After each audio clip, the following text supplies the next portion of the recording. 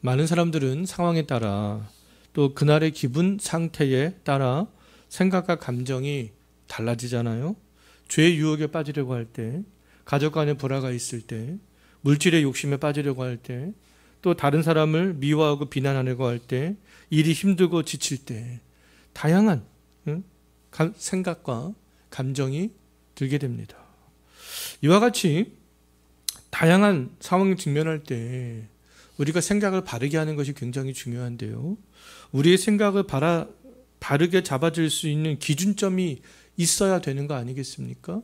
우리가 항상 그 기준점으로 돌아가려고 하는, 그 기준점에 맞추려고 하는 그런 우리 마음이 있어야 되는 거 아니겠어요? 기준이 없으면 우리의 생각은 세상으로 자유롭게 날아가기 때문에 그렇습니다. 어느 때나 우리의 생각을 바르게 붙잡아 줄 수 있는 기준은 하나님의 말씀이 되는 거잖아요.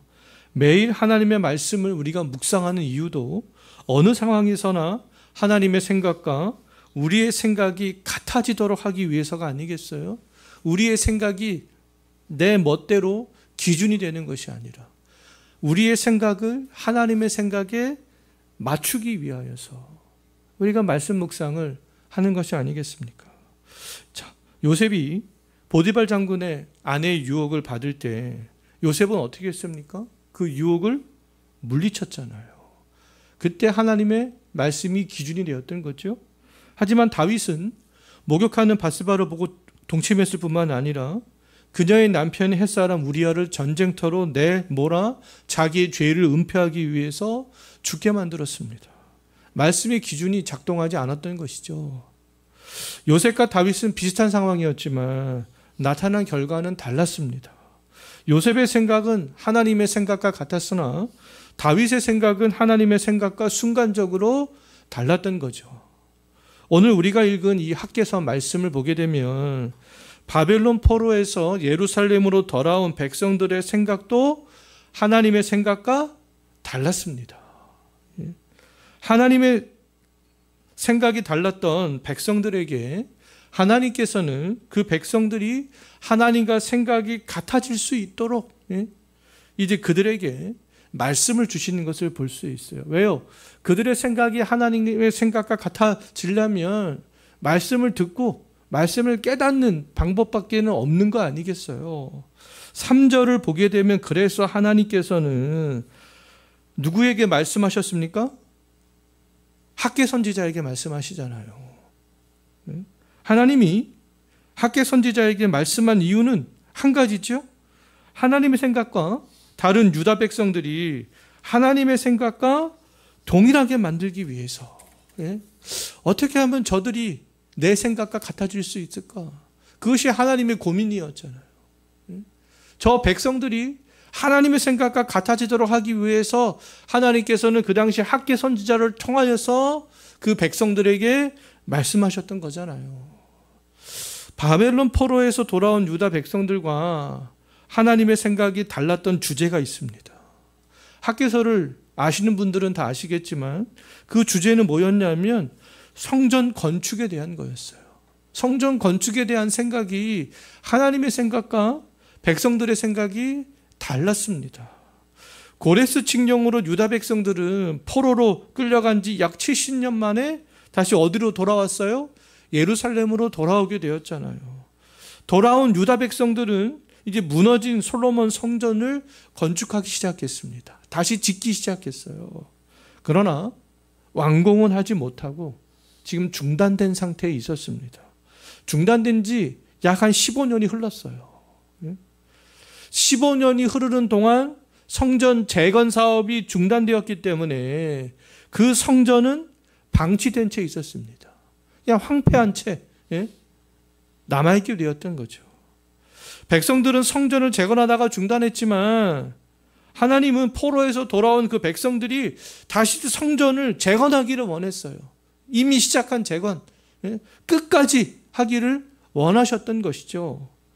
포로에서 돌아온 백성들이 무너진 성전을 재건하다가 멈춘 그 이유가 무엇일까요?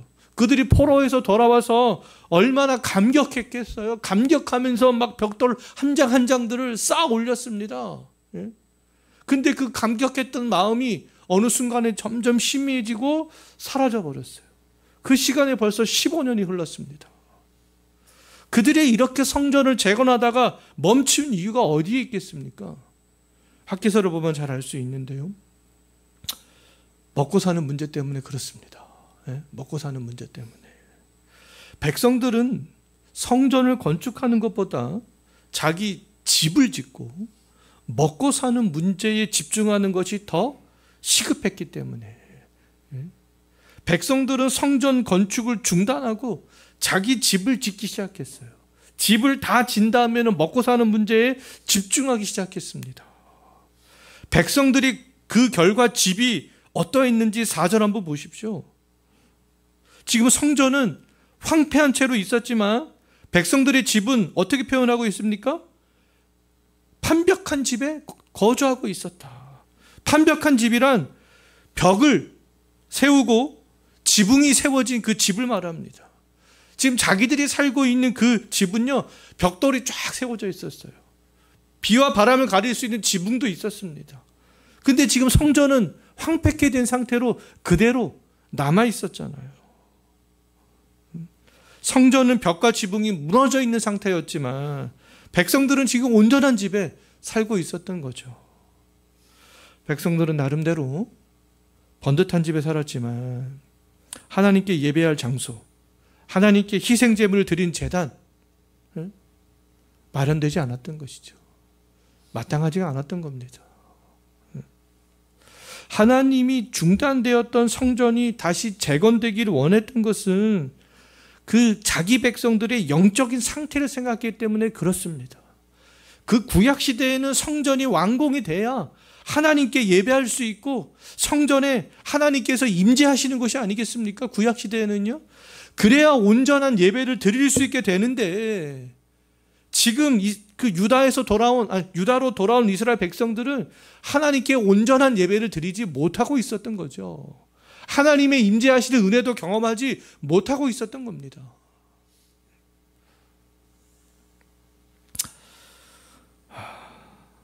포로에서 돌아온 백성들은 하나님의 생각과 달랐어요.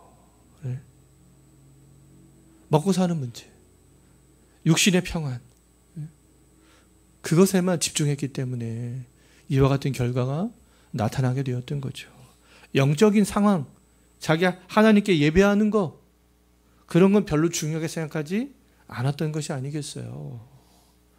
이러한 상황에서 하나님이 학개 선지자에게 말씀하신 거예요. 어떤 말씀하셨어요? 우리가 좀 전에 읽었던 5절 말씀 다시 한번 보십시오. 그러한 상황에서 하나님께서 말씀하셨어요. 어떤 말씀하셨습니까? 너희는 너희의 행위를 살피라. 한번 너희 행위를 한번 살펴봐라. 먹고 사는 문제에만 집중하고 너희 집에만 집중하고 영적인 문제, 너희의 영적인 상태에는 지금 집중하고 있지 않은데 하나님의 일에는 집중하지 않고 있는데 너희 한번 행위를 가만히 살펴봐라. 하나님께서 지금 그렇게 말씀하고 있는 거예요. 너희의 생각이 지금 나의 생각, 하나님의 생각과 일치하는지 한번 살펴보라. 말씀을 기준으로 해서 한번 살펴봐라. 지금 그것을 말씀하기 위해서 하나님께서 지금 학개 선지자를 통하여서 말씀의 기준을 지금 주시고 있는 거예요. 우리들도 일상의 삶을 살아가면서 우리의 행위를 살피지 않으면요, 학개 선지자 시대를 살았던 그 유다 백성들처럼 내 일에만, 육적인 일에만 집중하면서 하나님의 생각과는 멀어질 수 있습니다.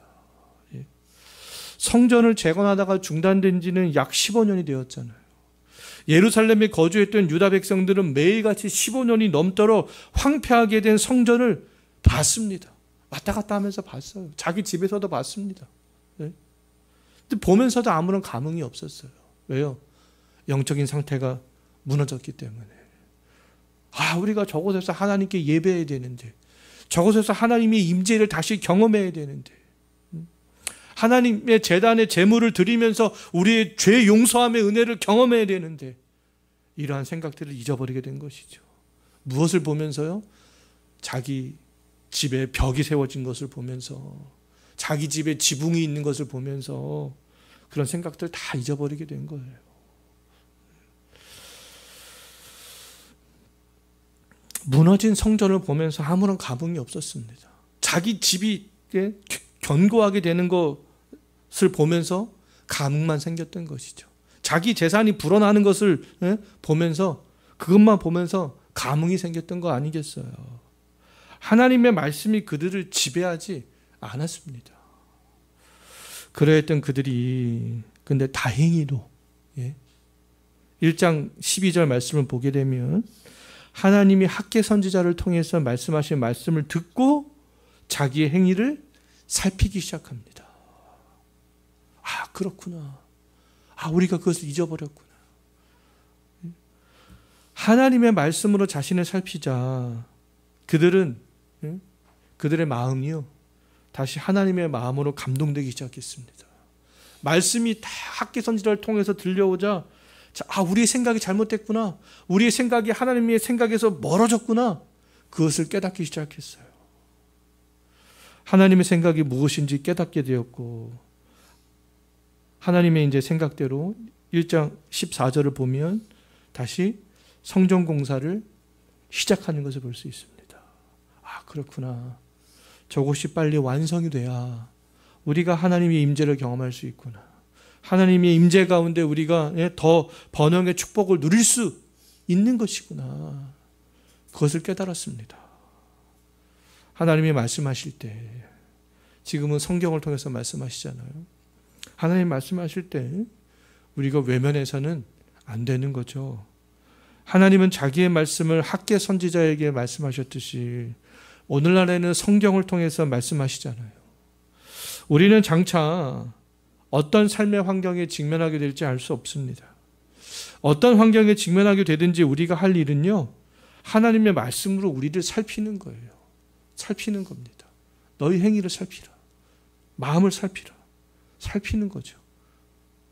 살펴 우리의 생각과 하나님의 생각이 같아지게 하는 겁니다.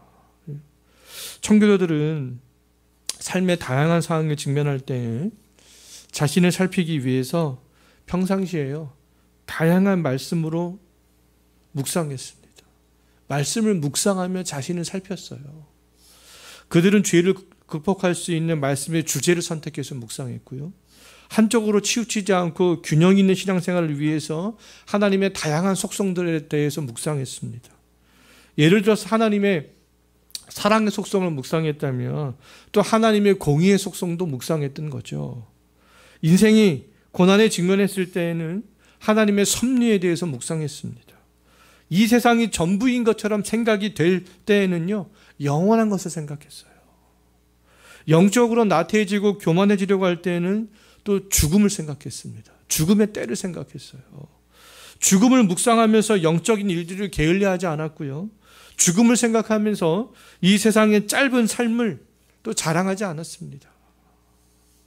죄의 유혹에 끌릴 때에는 심판의 날을 묵상했고, 삶의 기쁨을 잃어버렸을 때에는 천국의 기쁨을 묵상하면서 살았습니다. 자기를 살폈어요. 복음의 열정이 식어졌을 때에는 지옥으로 향하는 사람들을 생각하면서 또 지옥에 대한 말씀을 묵상했습니다. 이처럼 청교도들은 삶에서 모든 상황에 대비하여서 말씀을 다양하게 묵상하면서 자신을 살폈던 거죠. 다양한 환경에서 다양한 주제로 묵상한 것은 언제나 무엇 때문이었습니까? 어느 상황에서나 자기 생각과 하나님의 생각이 같아지도록 하기 위해서 말씀을 다양하게 이렇게 묵상했던 거예요. 왜요? 우리는 언제나 다양한 삶의 환경에 직면하기 때문에 그렇습니다. 우리들도 현재 다양한 삶의 환경에 직면해 있잖아요. 내가 처한 삶의 환경 속에서 우리는 하나님과 다른 생각을 하고 있는 것은 없는지 말씀을 통해서 살펴야 되는 거 아니겠습니까? 하나님은 약 2600년 전 유다 백성에게는 먹고 사는 문제에만 집중하지 말고 황폐하게 하나님의 성전을 재건하여 예배를 회복하라, 그런 말씀을 하셨던 거죠. 지금 하나님은 우리의 어떤 부분을 살펴보기를 원하실까요? 아마 개개인마다 하나님께서 살펴보기를 원하는 부분은 다 다를 수 있습니다. 우리는 만군의 여호와가 어떤 말씀을 하시는지 이 성경의 귀를 기울이면서 우리의 행위를 살펴봐야 하는 거 아니겠습니까? 그리고 성도들이 모인 이 교회도 살펴봐야 하는 것이죠. 더 나아가 한국교회 전체도 교회가 지금 어떤 행위들을 하고 있는지 살펴야 되는 거 아니겠습니까? 하나님이 각 성도들에게, 각 교회에게, 한국 교회 전체에게 하시는 말씀은 다 다를 수 있습니다. 살펴라는 똑같지만 살펴야 될 구체적인 말씀들은 다 다를 수 있어요. 처해 있는 환경이 다르기 때문에 그렇습니다. 다양한 삶의 환경에 직면할 때 다양한 주제의 말씀으로 우리를 가장 살필 수 있게 해주는 말씀은 뭐겠습니까? 다양한 주제들을 가지고 있는 교리문답서들이 아니겠어요.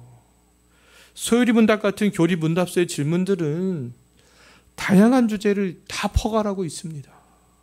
인생의 목적에 대해서, 죄에 대해서, 삼위 하나님과 그 삼위 하나님의 속성에 대해서, 구원에 대해서, 하나님의 은혜에 대해서, 종말에 대해서, 교회에 대해서, 하나님의 율법과 기도에 대해서 거의 모든 주제를 다 포괄하고 있습니다. 우리가 인생에서 직면할 수 있는 모든 주제를 거의 다 다루고 있잖아요. 우리 모든 교인들이 이미 살펴본 소요리문답의 주제를 통해서 우리가 매일같이 우리를 살핀다면 우리의 생각과 하나님의 생각은 같아질 수 있습니다.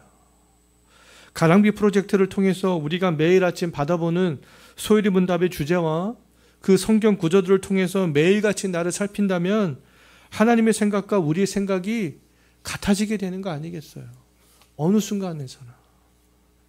하나님은 지금도 우리를 향해서 너희 행위를 살피라 말씀하고 있습니다.